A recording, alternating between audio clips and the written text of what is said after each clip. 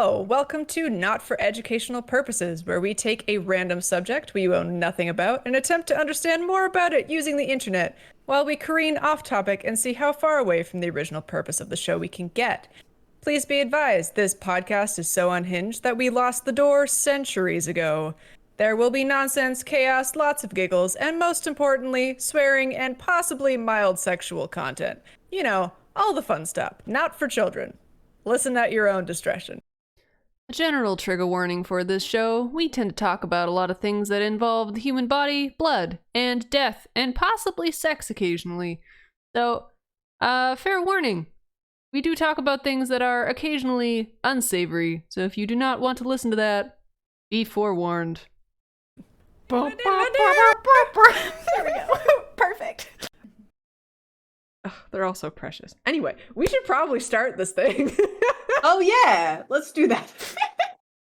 I don't know. I'll do something. I'll record something later. But hello, welcome to Not for Educational Purposes. Hi, we're back. We're back. Yay! I am Kai. I'm Nova. Yay! Yeah. We're gonna teach you a thing, or maybe not. Or maybe not. Probably not. We're gonna spew some information at you, and whether or not you learn something is up to you. If you did not learn things about Stray Kids, then that's on you. Go back and listen to that. Or become a patron. Or become a patron. Oh yeah, because that's gonna go on Patreon. Well, if you become a patron, you can hear us talk about Stray Kids. You can hear us fawn over Stray Kids for 12 minutes. All right. Okay. So, yeah. I have two different types of things that I think I would like for us to start doing. all right. Throughout the week, I have randomly wrote down things that I would like to know. Oh. So instead of like looking up facts to Google, we're gonna ask questions. Yeah. That my silly brain has been like, I want to know this. I wanna know and then this. We'll Google it. Right. Yes. All right. And then also we've got you guys from Instagram sending me cool facts that we are gonna fact check, or things that you would like to know as well. So Sweet. you know, go on Instagram, where sometimes I will put this out so that y'all can send us facts Also, or learn stuff. you can send us facts and or ask us questions at oh god, I think it's hdwghproductions@gmail.com. Yes, that. Yeah. It's just How Did We Get Here Productions, but like just the first. Just the letter. first letters of the first part. Yeah. Yes. Okay. Are we ready to get started? Do we want to Let's- start with like questions or facts? Let's start with your questions. Okay. So this came up on my stream the other day. Oh. It's what does it mean when you can't open your eyes in a dream? Oh. Because this happens to me a lot. Oh. Like this is a perpetual thing, because I dream, my dreams are very vivid and like intense. And so when I wake up, I usually remember most of it, or a good portion. But a lot of times I will not be able to open my eyes and just like have to squint or like hold them open with my eyes. And halfway through I just give up and I'm like, I'm just going to be blind in my dream. And I'll walk around and try to figure it out. And eventually my eyes will open. What does that mean? There's a lot of like, to be fair, most of this is interpretation and not fact, because that's all interpreting dreams are. It's just interpretation. It's really like, it's like reading tarot cards. It's up to the person's interpretation or like what it feels like. Anyway, That's fair. But doesn't like your teeth falling out mean something? yes, but there's a lot of conflicting answers here, which is why I'm saying that. I would not be surprised if it was stress related. Well, there's one here that's interesting. Okay. That I looked at and immediately thought of you, which Oh no. is very telling. Maybe this is what it means. Let me. Okay, so there's a number of reasons. That one's probably not it, because that would be weird, considering you're the least spiritual person I know other than myself. So one of them could be protecting yourself from pain. Could be happening because you might be avoiding painful memories by putting up a barrier. You don't want to see the truth about yourself, which is why you're unable to open your eyes in your dream. That was not the one that I thought of. You refuse to allow that vision because it reveals things about you that you don't like or would rather forget. It could be past traumas you haven't faced yet or healed from. I don't think so, because like I know what's happening in my dream. Yeah. I just can't open my eyes. This is it's the very one. frustrating. This is the one. This says under you are inexperienced, but I don't think that's correct. I think that's wrong. It says you might be sailing blindly and have no clue what you were supposed to do in certain situations in your life. That would make sense. Yeah. That's it. That was the one. That was it. I was like, oh. I'm trying to figure this out. It's also a sign of insecurity. Might That not could be it too. Insecure about certain aspects of your life, like business. This has happened since I was like a kid. Yeah, so like aspect insecure that about popped certain up. aspects of your life, like business or relationships. So if you're like, if it's been continually since you're a kid, and it's kind of just like I'm not sure of what's happening or where my life is going, then that makes a lot of sense. Yeah, that does. That makes a whole lot of sense. That's probably what it is. Yeah. It's wild that there's so many. I don't know. There's so many meetings to be like this, but also, I don't know. Yeah. Dreams are wild and make no sense. mm. Do you believe that dreams mean things? Or are they Uh, just your brain being yes like, and no. I think personally that dreams are our brain's reflection of what we do in our daily life. But Yeah. because we're dreaming, it's like wacky and wild and like doesn't make a whole lot of sense. But if I look at it, the not being able to open your eyes thing did not make me think of anything being like, oh, that's like weird. But like sometimes you dream about like running away from something. Whether or not it scares you or not, you are running away from something, which probably means you're running away from something.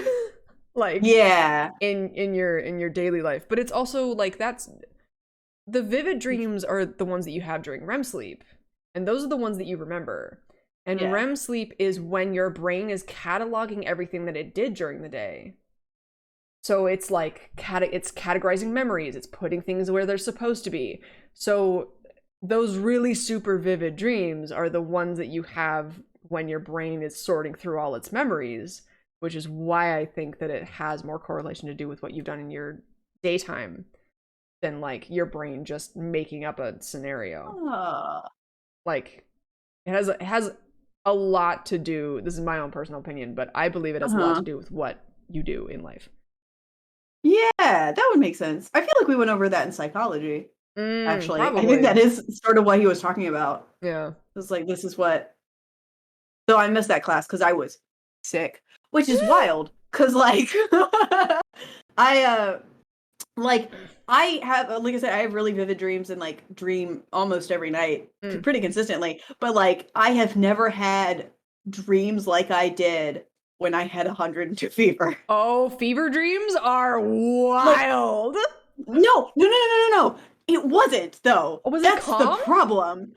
It was just like, okay, in my little lizard brain in the very back, part of me believes that this is all a simulation. Right. Like, that is where if someone was like, gun to my head, what do you believe in? I'd be like, I guess that. Because like I don't. I find it also silly, but my lizard brain is just like, this could be reality. Like, this could actually be what it is. And I'm like, okay. But it did not help. These dreams did not help that because they were real. Like, I went through real scenarios, but like in a way that would make it an alternate dimension. Yeah. Like just reality a little bit to the left. And I was like, Am I waking up? Am I so sick that I'm waking up in the actual reality? Yeah.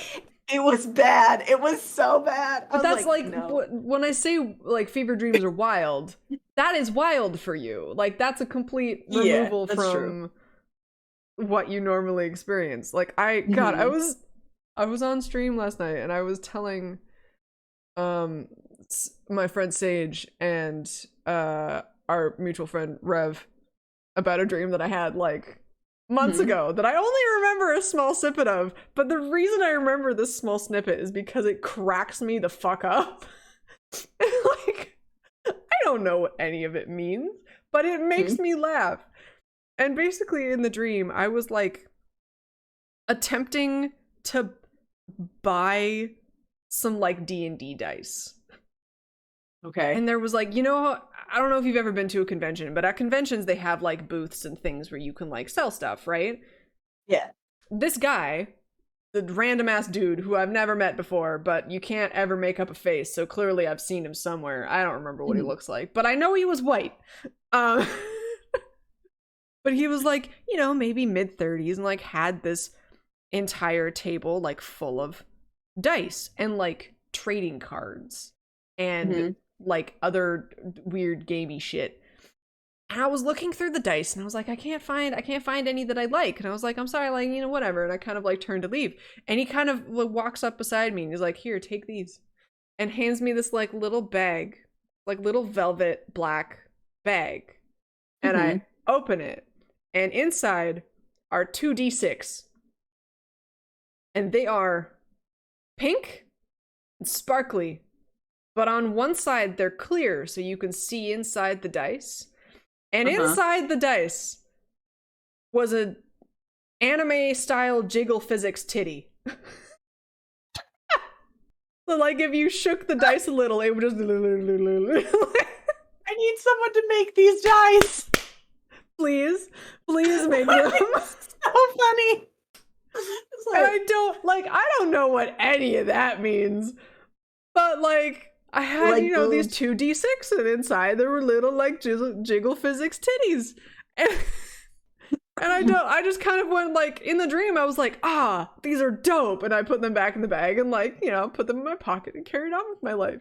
But, like, I woke up and I immediately told my D&D party, I was like, so I need to tell you about this dream that I had. Oh, man, roll for memories. Roll for memories. Oh man. So what's the clear side? The 6? I don't know. I don't think that I don't even remember if these dice had numbers on them. Like that was not a part of my brain that was matter. That was not the part that mattered. That's really funny. Oh no. But I also remember thinking, like, in the dream, like, these would be terrible to roll because the physics of them is just so wrong. Like, yeah, they'd be weighted. They'd be weighted and you wouldn't be able to, like, do anything with them. But having them as novelty dice would be very cool. Yeah. So, I think this, like... Oh, no. Okay, so, before we move, because... Pause here, because it goes into the next question that I have. I had a note, because I was like, I had a dream the other day, where I had come up with a question to write down for this podcast. But then I Googled it. And so I was frustrated because now I couldn't use it for the podcast because I had already Googled it. And I was like, why did I do this to myself? I don't remember the question. I remember the question being a good one, but I do not remember the question. That's amazing. I wanted to share that. Oh man, I don't think I had talked to you about like us doing this. Probably not, but that's what I mean by like your daily life going into your dreams. So you were probably thinking about doing this and about this being a segment, and your brain was like, "Yeah, I'll run with it." Yeah, what do we Google stuff about it? Oh no, but D&D. Okay, so there is things like Skyrim. Yeah. What came first, D&D or like video game thingies or like? I'm fairly certain that Dungeons and Dragons is also old. Yeah, how old is Dungeons and Dragons? Because I have a follow-up question after this. But Skyrim is also super old. Okay, but you need to understand that tabletop gaming has been around before video games because computers. Oh, that's true. So yeah, it was first published in 1974. For some reason, that seems super young. I thought it was older than that. Well, I mean, like, in terms of technology, computers, I think, started... Oh, you mean Skyrim? I'm talking about no, not Skyrim. I'm talking about Dungeons and Dragons. Okay. So Skyrim is the fifth installment in a Well, it's franchise got called a- The Elder Scrolls. Yeah, that's what I mean. And those are also real old. But like those are from, I really wish I liked Skyrim. do you I not? just can't. I cannot get past the graphics, which is wild because I love Dragon Age Origins. I understand that. I would recommend you download some mods because modding Skyrim makes it real pretty. Okay, maybe that'll help. Yeah. Base game Skyrim is just kind of gray. Like it just Yeah, constant grayscale, which I understand. Like it's very fitting for the game and like the place that you're in. It's very but it's Pacific also Northwest. like super blocky and just like It old. is, and it's a little bit slow. And if you're used to Yeah. playing Dragon Age, especially Inquisition, where it's like these are Oh everything yeah. is gorgeous and the colors are beautiful, it's like, oh, okay, yeah, fair. Like one Um, big acid trip. yeah, I enjoy Skyrim. I like modded Skyrim better. Okay, so Arena was released in 1994, Okay. which was the first one. Oh, okay. The first published version of Dungeons and Dragons was 1974, so that's 20 years older than Elder Scrolls. Okay. Follow-up question. Yes. What was the first role-playing game after ever made or invented? Like, how long ago Ooh, were they playing it back in like ye olden times and shit? probably. Like ye olden bone dice, It would be or God. wood dice? Would they make dice out of wood or? I guess it Probably depends on how old. stones.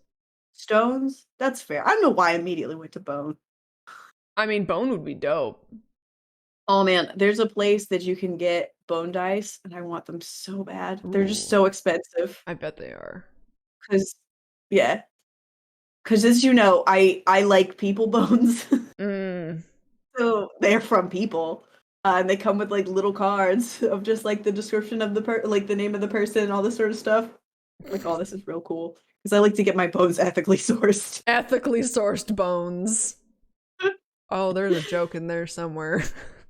Probably, I'm not sure I could find it right now. something about ethically sourced boners. We're not gonna go there. Oh man! Oh, we have a Cards Against Humanity card that we have made that is just like 100%. What is it? 100% ethically sourced vegan, like penis or something I like love that. Or that. dick. What is it? Oh, I wish I could find the card. Find it I later. think it's Post like it on, 100% ethically yeah. sourced dick or something like Find that. it. Find it later. Post it on Instagram. Yes. So Um. funny. So Google believes that the first commercially available role-playing game is Dungeons and Dragons, but that's not the question that I asked. Google. No. Because there was no such thing as like copyright way back when. Yeah, so I mean like it would be weird for me if people didn't have that type of thing. Yeah. There were definitely games that would probably have been played with dice, but I don't know what that would have Like, been. when is the first documented role-playing game? Yeah. It's not gonna, yeah. It's all about Dungeons and Dragons. That's so rude. I know. Because that's not the question. I know. Because like the question I asked was what was the first ever recorded role-playing game? Not Dungeons and Dragons. I mean, it might be. That might be the first recorded one, but it would be very strange for me. Oh, wait. Hold on. Hold up. Eh? Ah, they would have been war games. Why? Well, no, I mean like, sorry, like more like Warhammer. So Dungeons and Dragons basically is a modern way of mixing strategy with improvisational acting. Yeah. So Dungeons and Dragons is basically a war game with improv. Whereas like Warhammer is kind of like you have a board and you're like fighting people on another board, I think, is the idea Yeah. of Warhammer. It's more like chess. Oh. But yeah, so like strategy games. How old is improv? How old is theater is the real question. Yes, but there's a difference between improv and theater. Yeah, but Like, they're theater the had to come from like, somewhere. that's fair. So did improv or scripts come first? Probably What came improv. first, the chicken or the egg? Uh, technically the egg. So would Ye Olden Improv just be one big role play game? Is improv just a role playing game? Basically. Oh, Just without okay. dice. Well, okay. So I used to play. I was a LARPer for a very long time. And what we used to play was like rock paper scissors. Yeah. We didn't use dice. Nice. Just a bunch of nerds aggressively rock paper scissoring. I love it. So apparently, tournaments in the Middle Ages started as battle practice, like jousts, melees, and other events, etc. As the years progressed and tournaments began to be held on the days of major events such as noble weddings and feast days, their popularity with the public rapidly increased. Tournament took on a different role during the Middle Ages. They became full of pageantry and were influenced by Arthurian romance literature. These events used a variety of costumes and actors, becoming an art form. Knights would wear colorful garments to show their loyalty to a lord or lady. Edward III of England regularly held tournaments where he and his personal guard would dress up as the famous Knights of the Round Table. During the day's events, they would even take the characters' personas, almost like LARPing. So this is where LARP started. This is where LARP started. Yeah. That's hilarious, because LARP is still back in the olden time. Yeah. So we could, like, it wasn't necessarily like a board tabletop role-playing game, but I would hazard to say that this started much earlier than we think it does. Okay. I would allow LARP to be added into the question, because that's just standing up Dungeons It's just and live Dragons. action role play. Yeah, which is what LARP stands for. Exactly. Still a roleplay game. The question is RP game. Yeah. There you go. Roleplay game. So, there was also Victorian parlor games. They were the precursor to today's party games, but often featured the collaborative storytelling and improvisation of tabletop roleplaying. cool. So the answer is, for a very long time, we have been using our imaginations to escape reality. For a hot ass minute. We're like, it would be more fun if we pretended. You want to know what would be more fun than literally everything that we're doing? Something different. Something not real. Something not real. Oh, man. Additionally, I feel like this leads into this question. I feel like we answered that. Yeah. I think so. We answered it to the best of our ability. Yeah. We are professionals, obviously. Professional researchers using Google. So, we're still in Ye Olden times. I wanted to know if they had musicals back in, like, Ye Olden Greek times. When did musicals start? I would be shocked if they didn't. Because the Greeks were known for their theater. Yes. And I know that there's like the ensemble, what are they called? Is it just the ensemble that they had? Huh? Back in Greek times? Because they had like the actors, and then they had like the group of people that were like would tell the story sort of with the masks and stuff. And I know that they sort of had a cadence of music, but I don't count that as a musical. Right. Like they sung songs. Yep. Okay, so this, all right. Counter question. Yes. Do you consider opera to be a musical? No, that's opera. Okay. That's different. The first theater piece that conforms to the modern conception of a musical is generally considered to be The Black Crook, which premiered in New York on September 12th, 1866. Okay, so no. But that's the first piece of theater that conforms to the modern conception. It also so I guess we would need to define a musical then, or like what our perception would be of a musical, because I know there's like a working definition, and then because art cannot really conform to a definition. So what would you consider a musical? Like what? Because like I would consider a Could- musical to be a play in which, in the same way that a soliloquy is done to the audience, you basically replace the soliloquies with a musical number. Like, the musical number is meant to convey an emotion and like further the plot, Yeah. and the speaking in between is like secondary to that. Yeah. So it's mostly about the songs. Okay. I would agree with that. But they're like, the But, songs like- are meant to But that's I feel like it would have to be a play that is equal parts talking and Yeah. music, yeah. but the music is what would be popular at the time Yes. versus like opera. Opera is just opera. That is Yeah. how the music is done. It is not necessarily what is popular at the time. But like musicals, their style tends to change depending on what is going on at what time period and like what is popular at that time. You were right about Grease. Mike, that's rare. It's not actually. You're very smart. You just don't think you are. So it says antecedents. That's a fancy word that I'd never heard of before, but we'll go with it. Musical theater in Europe can be traced back to the theater of ancient Greece, where music and dance were included in stage comedies and tragedies during the 5th century BCE. So we had musicals before we had proper plays. Yes.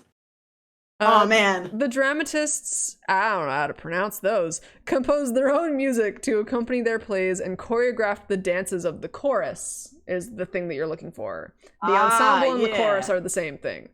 Yes. There's 3rd century BCE Roman comedies that included song and dance routines performed with orchestrations. The Romans also included technical innovations. For example, to make dance steps more audible in large open-air theaters, Roman actors attached metal chips to their stage footwear, creating tap shoes.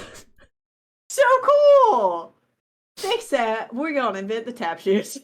Yes, We're the gonna music tap from all these dancing. forms is lost, however, and apparently they had little influence on later development of musical theater. So the music itself had little development on musical theater, but I think the idea probably was more. By the Middle Ages, theater in Europe consisted mostly of traveling minstrels and small performing troupes of performers singing and offering slapstick comedy. In the 12th and 13th centuries, religious dramas such as the Play of Herod and the Play of Daniel taught the liturgy set to church chants. Of course they did. Mystery plays were created that told a biblical story in a sequence of entertaining parts. Make the religion easy for the poor people to consume, and you will now have an entire group of people joining your cult. Congratulations.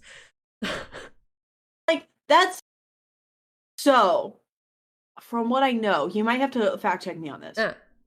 A lot of like hymns and religious songs are done to similar tunes that cult leaders would use to indoctrinate their people, their cult members. Yeah, it makes sense. Yeah, I think I'm right on that. I sure hope so. But like, it would make a lot of sense. Yeah. Because like the human brain is wild, and you can 100% convince people of stuff through song. Oh yeah. We're like, you make things easy to consume. Like, oh man. We're like computers. You cue in the right code. You're like, okay. Yeah. Yeah. I feel like that's what music is. It's a code. Yes, that was pre-Middle Ages, and then it goes into Renaissance in the 1850s. So yes, they had musicals back in Greek. They had musicals. We just don't know much about them. Yes. That's really cool. I love that, like, forever we have, 1, been pretending, and 2, had music in our productions because it's more fun. Yeah. Music is great. Okay. Music is great. Music has been around since people existed. This goes back around to Stray Kids. Go, go listen to them. They're dope. They're great. We love them. Yes. Okay. Last question. It's out of the blue. I don't have a segue into it. That's fine. I think I know the answer to this too. I just thought of it and was like, oh, only earlier today I was like, oh, I think I've listened to a YouTube video on this. But I wanted to know, where did the term coming out of the closet come from? Oh. I think it comes from back in Prohibition, or was it Prohibition? When like the first like Pride sort of happened back way back when, they used to like storm into like speakeasies and stuff and like do a biological check. So they would like look at your bits and be like, are you wearing the right clothes for your assigned gender or whatever? And then they would put people that, because they didn't have a place to like store them when they were like, you're bad, and so they put them in a closet while they went through everybody and then like took away. I think that's where that comes from. I am not sure. I could be full of shit. I just wanted to guess before you like looked it up. We'll find out. I don't know. I do remember listening to a podcast on like the first Pride, which was really cool. And also, like, not at all, because I've heard a couple different stories of the first Pride, and it is definitely not what I would expect, but also, like, I find this person very credible. So I was like, okay, if it's Bailey Sarian, if anyone has, like, does not go watch Dark History by Bailey Sarian on YouTube, do it. It's dope. You learn a lot of things. Unless, like, this closet is just where all gays are born. I might have to look up a secondary thing. Okay. What was the primary? Hang on. What was the secondary thing? The secondary thing is the origin of where the term skeletons in the closet comes from. Oh? Are these like, do they correlate? Yeah, or very they possibly. Might correlate. Okay. Oh, wild. Oh. Wow. Okay, that's... Where did the term skeletons in the closet come from? Share with the class. I'm working on it. Hang on. I'm sorry. I can only read so fast. I'm impatient. You reacted and I was like, oh.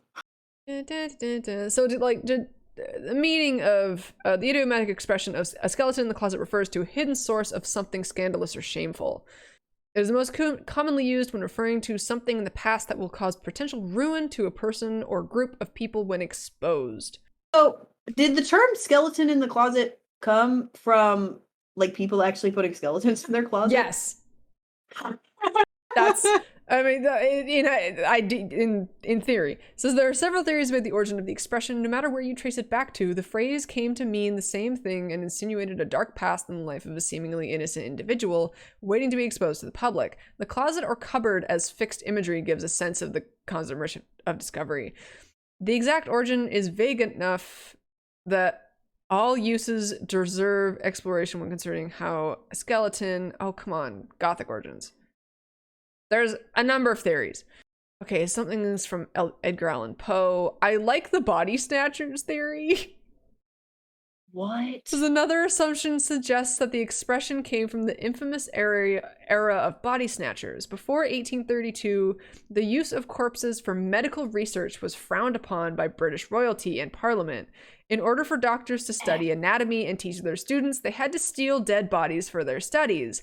The theory goes that the doctors would hide illegally obtained corpses and skeletons in cupboards or closets. I feel like I remember seeing a thing on that. There is no real evidence for this. Oh. The claim has been widely told, though. There is a story about, about medical research and some racist shit that went down. Because they were like, the medical people were like snatching like white people bodies, and then they were like, don't do that. And so they started snatching like out of the black people graveyards. Yeah. Which that is just bad. That's just rude in general. But like they were just like, meh. And then a whole thing happened. I think that's where a town got flooded. Oh. Nope, that wasn't when a town got flooded. That's when something else happened. I don't remember the like end of that story, but I do remember that there was a whole like a whole problem about that. Don't steal people's bodies. Don't And steal if you bodies, do, people. if you are going to steal people's bodies, don't be racist about it. Yeah. Steal bodies equally. Steal equal opportunity body snatching. Body snatchers. Steal everybody's bodies. Steal everyone's bodies. Don't discriminate. We're all skeletons underneath all that skin. Yes. Oh man, I thought of because I want a human skull so bad. Ethically sourced. Please don't snatch me a body. I would like an ethically sourced human skull. And my brain went, well, you already have one. And I was like, yeah, but I'm using it. Unfortunately, it's holding my brain. Dang it. So. Okay, so the phrase coming out of the closet seems like it might be an amalgamation of two different phrases, one of them being skeletons in the closet because it was like for some people seen as shameful. Yeah. However, coming out was actually more of like a formal presentation. So coming out, however, has long been used in the gay community, but it first meant something different than it does now. A gay man's coming out originally referred to his being formally presented to the largest collective manifestation of pre-war gay society, the enormous drag balls that were patterned on the debutante and masquerade balls of the dominant culture and were regularly held in New York, Chicago, New Orleans, Baltimore, and other cities. So the phrase coming out did not refer to coming out of hiding, but joining into a society of peers. Oh, cool. Yeah. I had a follow-up question to that as you were saying it, and now it's gone. I'm very sad. You love it when that happens. It's great. Oh, so when did the term gay stop meaning happy and start meaning homosexual? This is just leading into more questions. That's what this podcast is about. There's a whole thing in the beginning that says we pick a subject and we go down it as far as we can until we stop. It's like, what? Okay. 1960s. 1960s, relatively recent. Okay. Marked the transition in the predominant meaning of the word gay from that of carefree to the current homosexual. But for why? Why did it change? In the British comedy drama film Light Up the Sky, about the antics of a British Army searchlight squad during World War II, there's a scene in a mess hut where the character played by Benny Hill proposes an after-dinner toast. He begins, "I'd like to propose," at which point a fellow diner interjects, "Who to?" implying the proposal of marriage. The Benny Hill character responds, "Not to you for a start, you ain't my type." He then adds in mocked out, "Oh, I don't know, you're rather gay on the quiet." Which, like, that was just the term at the time. Like, I don't know. It's Interesting. yeah. By 1963, a new sense of the word gay was known well enough to be used in a book. So it was like, it was started in 1960, and by 1963, it had changed. That seems so recent. It's very recent. A lot of things that have happened are very recent. I don't like this. I feel like we have grown up in an era where things just like keep snowballing the more. Like, Yeah. everything was going at a pretty consistent pace for a hot second. And then, like, I don't know, my parents' generation, I guess, would be where I would start it. Yeah. Is like this snowball effect of one thing after another, and it just keeps getting faster and faster and faster of like progression wise. Yeah. I don't like it. No. Much. However, I will say, because of that, specifically like us in the, I think like younger millennial, early Gen Z, like zillennial portion. So like the people born between 1992 and 1997, 8-ish are stupid good at adapting to like weird, wild changes. That makes sense. Like, because we were born during the beginning of the snowball. Like, in terms of technology. For example, Windows 95 came out in 1995. It's called 95 for a reason. Yeah. And that was the first computer I had. But by the time I had that computer, Windows 97 was also out. And then, like, I forgot the one that came out after that. But there was like this, we have grown up, we've seen the progression of this very fast progression of like oldish, quote unquote, things to newer, fancier, more like robotic stuff, like things that have quote unquote brains as opposed to the box that you had to use before. But like because of that, I think we're a lot more intuitive as to like how things work. Like if you gave us a machine that looked old that we've never seen before, it's more likely that we would be able to figure out what it's used for than Gen Z. That makes sense. It's the I can set a clock on just about anything. I can set a microwave clock, I can set a VCR clock, I can read like a manual clock. We're the figure outers. We are the, they're just like, figure out how to use this, and we're like, okay, all right. I can do that. I feel like that's something we should all be able to put on a resume. I can figure out shit. I can figure out just about anything. Give me 10 minutes in Google, I'll figure it out. Exactly.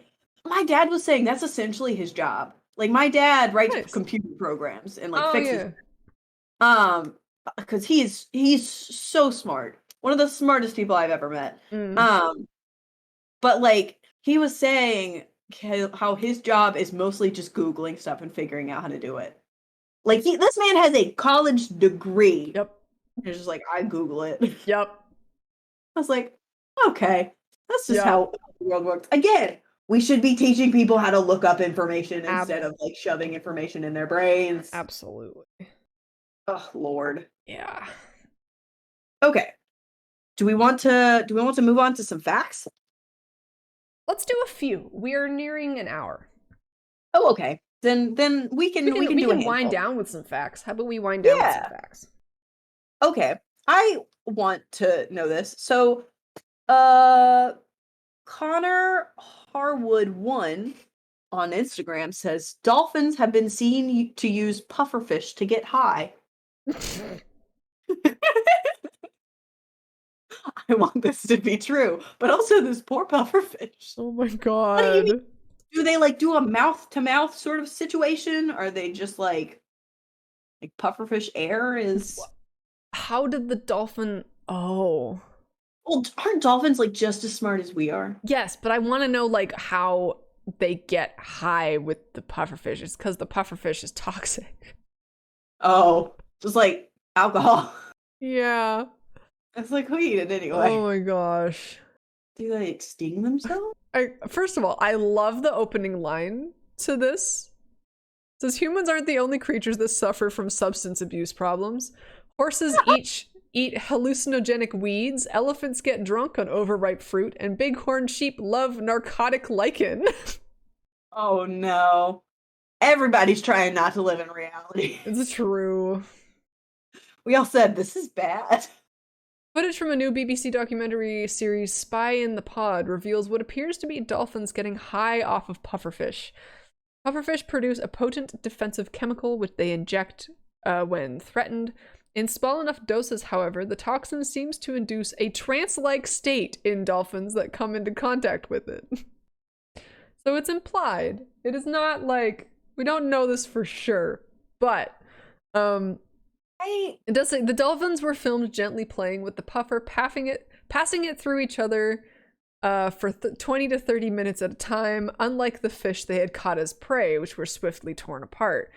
Zoologist and series producer Bob Pilley said that it was the first time dolphins had been filmed behaving this way. At one point, the dolphins are seen floating just underneath the water's surface, apparently mesmerized by their own reflections. Okay. I don't know why I would think otherwise. Are dolphins carnivores? Yes. Why did I not? I don't know why I was just like, yeah, they eat water? I don't know. I mean, so what do they eat? Fish. Oh, just like fish? Yeah. And just train a fish? Yeah. Dolphins. That's- Well, I mean, dolphins hunt not just fish. Dolphins hunt a lot of things, but they are carnivores, yeah. That's wild. So, like, most big. They have teeth. I don't know. Yeah. Fish are scary. There are reasons I'm not going to go into the ocean. There are big scary things that could eat me. You should still, one day come up here and admire the ocean from afar, but Yes, I can do that. I appreciate the ocean from just a not distance. being in it. Yeah. Uh-huh. Me too. Yeah. No. I'm usually not a big fan of like man-made things. I love man-made like wave pools because I love big waves. Not gonna get in the ocean. That's scary. There are scary things, and we know my biggest fear is sharks. I Have put you in Googled that? what type of animal are dolphins, Oh, and the first thing that came up was like dolphins aren't fish. I was like, thank you. just like that's exactly what I asked. Google, good job. They are technically whales. They're just Okay. really small whales. And whales are split into two different categories, those that have teeth and those that have the other type of teeth.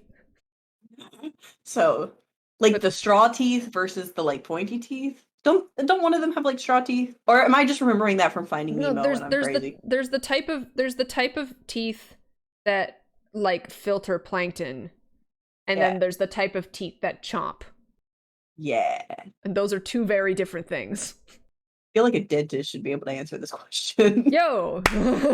If not, what did you get your degree for? Human teeth? Ugh. Oh, rude. Mm. Okay. Another fact? Yeah, let's do one more. Okay. Samuel Whitlock, I think that's how you pronounce it. Probably not, so I'm sorry. On Instagram said, "Did you know that lizards can't walk and breathe at the same time?" What? We have to fact check. I don't know why I really want this to be true. What? Is that why they run and stop all the time? I know that, don't they have like another eye on the top of their head? Do Or is they? that just They know might have a spot that can see like light and stuff, but I don't think they have a secondary eyeball. Yeah, well, my iguana skull has a little hole in the top of its head from where its like little eye thing is. Like they don't see. They can't, like you said, they can't see. It's like light and dark. But yeah. That's about dinosaurs. I don't want dinosaurs. I want lizards. I do have one more after this, and then Okay. just because it's cute. It's not a fact, but it is something that I would like to know. Oh. Okay. That is partially correct. Oh? That's really interesting. So lizards, like all reptiles and amphibians, evolved from fish. That's part of the problem. Fins became legs and feet set far away from the body. Consequently, they walk and run in a sprawling way.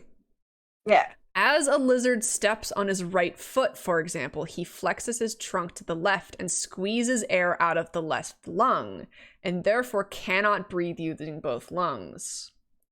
So if they're like in this position, this lung is like compressed and this one is open, so they're breathing using the right lung. So there's like Yeah, out of both so back and forth? They breathe using both lungs only when their body is straight, which is between steps. At a walking pace, this works fine, but when running, the steps twist the body so quickly there isn't time to breathe. So lizards can breathe when they walk. They cannot breathe when they run. That's so wild. So they do have to run, stop, run, stop, run, Seems stop. Like a poor design flaw. Absolutely. Or a major design flaw. Like, how? Because you can only hold your breath for so long, and when you're like doing a physical activity, you need to breathe. Mm-hmm. I guess they also don't like sweat, so it also depends on temperature. When it's colder, they breathe less. Oh. Also, I should say that this article is 13 years old, so it might not be accurate, but it's the only one. But this is what we got. This is what we got. So, can't they like like freeze in the winter and be fine when it warms up again. Pretty much. Like fish. Yeah, like Fish are wild. I'm just dead for a little bit, Yeah, and then pretty I'll wake much. back up. I think they go into something called torpor, I believe. Yeah, Yeah, which is like also hummingbirds.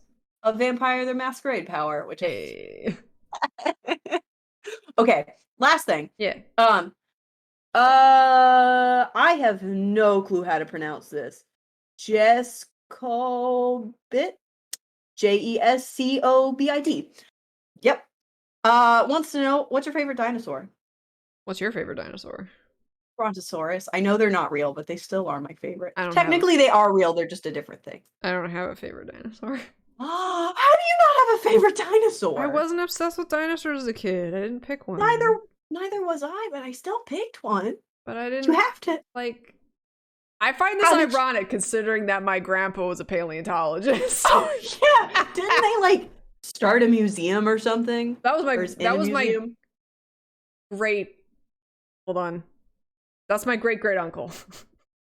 Oh, okay.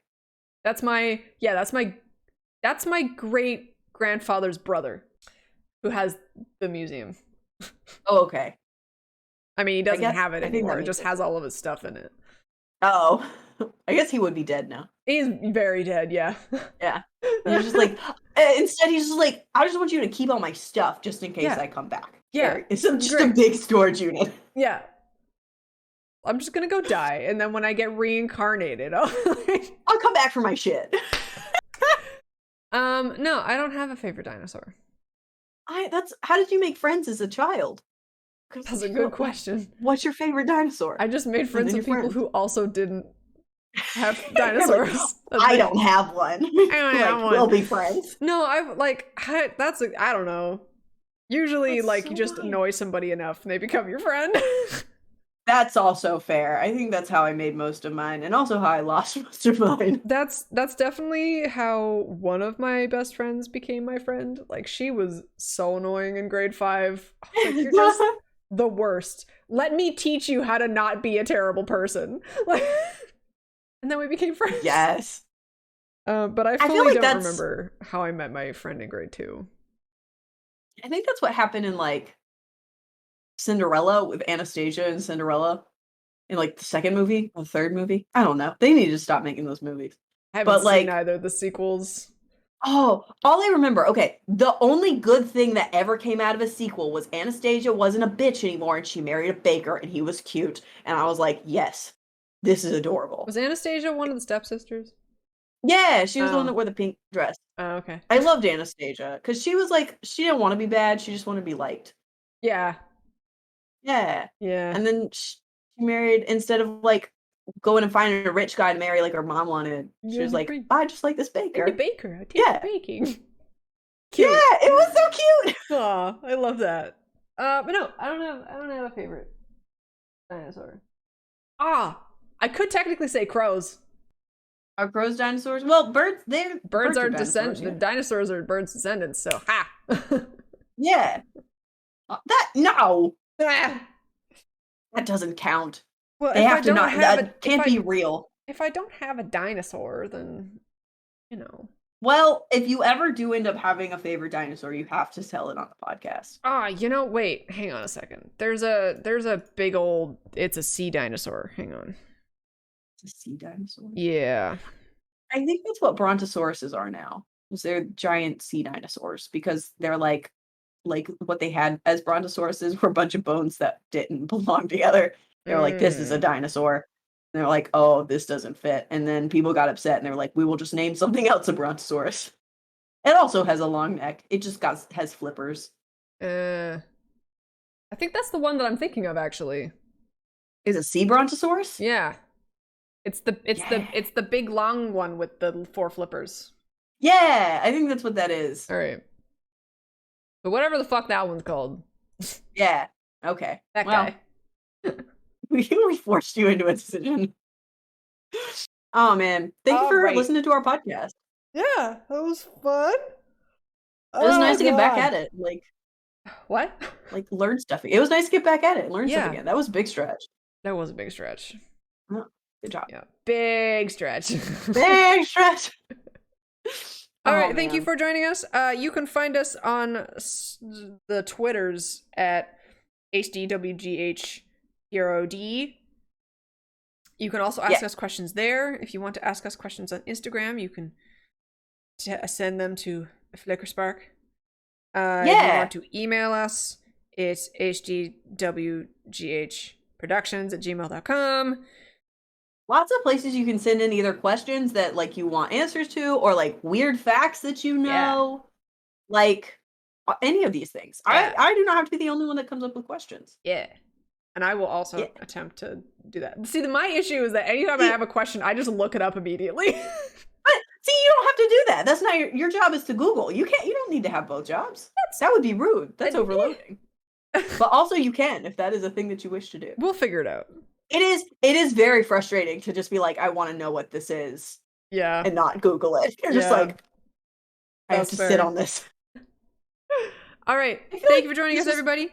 We will be back whenever we're back. Yeah. This was a lot of fun. We'll see you next time. Yes. Goodbye. Bye. Special shout out to Charles Lucas for being a premium praiseworthy potato on Patreon. Thank you so much for your support. I did it!